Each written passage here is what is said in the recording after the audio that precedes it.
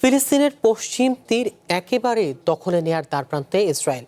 শুক্রবার সেখানকার তাল গ্রামে বাসিন্দাদের উপর গুলিবর্ষণ ও টিয়ার শেল নিক্ষেপ করেছে ইসরায়েলি বাহিনী। এ ঘটনায় এক ফিলিস্তিনি আহত হয়।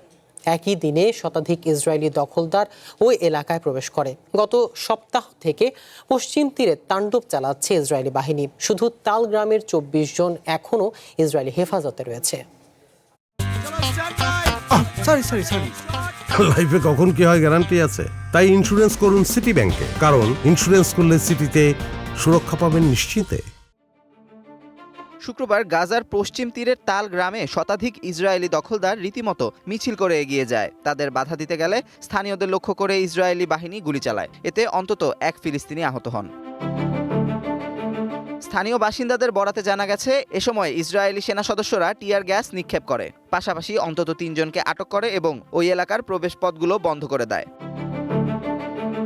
মিছিলের সময় দখলদাররা ফিলিস্তিনিদের বাড়ি থেকে মালামাল লুট করে এবং একটি কবরস্থানে ভাঙচুর চালায়। এ সময় ইসরায়েলি সেনাবাহিনী তাদের সাথেই ছিল।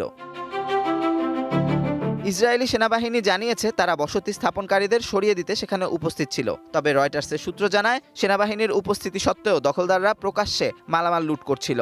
সেনারা রাস্তা বন্ধ করে তাদের চলাচলের সুযোগ করে দেয়। পরে দখলদারদের বাধা দিতে আসা গাড়িগুলোতে ধোঁয়ার বোমা নিক্ষেপ করে। গত সপ্তাহে ঘটে যাওয়া একটি সংঘর্ষে 4 ফিলিস্তিনি ও 2 ইসরায়েলি নিহত হন। এ ঘটনার পর ইসরায়েলি সরকারের পক্ষ থেকে পশ্চিম তীরে কঠোর পদক্ষেপ নেওয়ার দাবি ওঠে। তাল গ্রামে নেমে আসে ইসরায়েলি সেনার ভয়াবহতা। গোলাগুলি, টিয়ার গ্যাস নিক্ষেপ ও আটকের উৎসবে মেতে ওঠে ইসরায়েলি বাহিনী। এই বর্বরতা এখনো চলছে। Amanur Rahman, one international desk.